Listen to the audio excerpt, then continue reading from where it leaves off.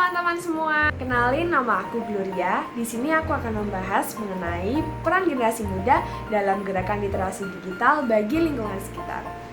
Tahu nggak sih kamu, sebagai generasi muda sebenarnya kita semua itu memiliki peranan yang penting loh dalam hal yang berhubungan dengan literasi digital.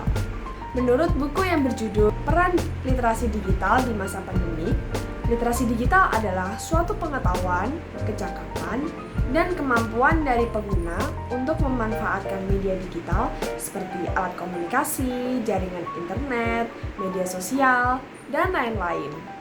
Sebenarnya, mengapa sih kita harus memahami mengenai literasi digital?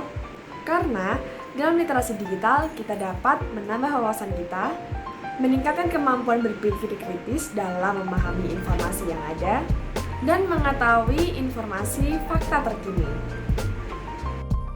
Namun, jika kita melihat pada fenomena saat ini, masih banyak sekali masyarakat Indonesia yang belum memahami mengenai literasi digital yang ada. Hal inilah yang pada akhirnya menyebabkan banyak di antara mereka yang terkena hoaks atau melakukan beberapa pelanggaran lainnya. Beberapa bentuk pelanggaran yang marak terjadi di antaranya adalah seperti cyberbullying, pencemaran nama baik di media maya, melakukan posting, komentar, ataupun menyebarkan video, teks, dan foto yang mengandung unsur sara, dan masih banyak lagi. Hal tersebut merupakan beberapa contoh mengenai realita yang terjadi saat ini yang dikarenakan tidak adanya pemahaman mengenai literasi digital yang mendalam. Sedangkan mengenai penyebaran hoaks sudah sangat sering kita jumpai. Salah satu contohnya adalah hoaks yang sempat membuat geger massa beberapa waktu lalu, yaitu mengenai pasien BPJS dapat berobat di rumah sakit manapun, baik itu rumah sakit rujukan BPJS maupun tidak. Hoaks ini dapat menyebabkan kerugian hingga kematian bagi mereka yang membutuhkan bantuan secara segera dari rumah sakit. Selain itu, menurut pengalaman saya, masih banyak sekali masyarakat Indonesia yang termakan hoaks. Seperti contohnya adalah beberapa tetangga saya yang masih belum melakukan vaksin.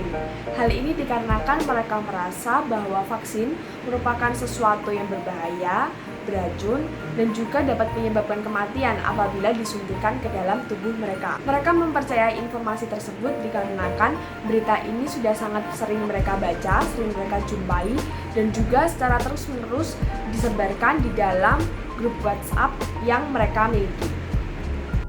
Lalu, apa sih peran kita sebagai generasi penerus bangsa?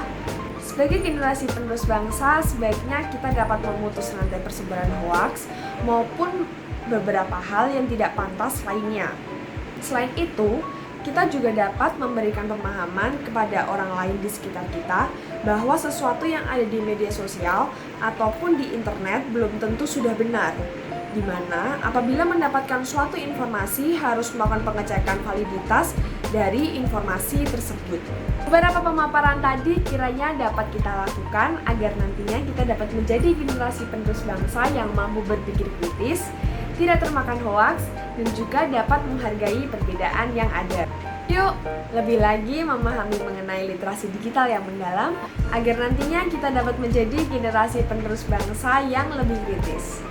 Sekian dan terima kasih.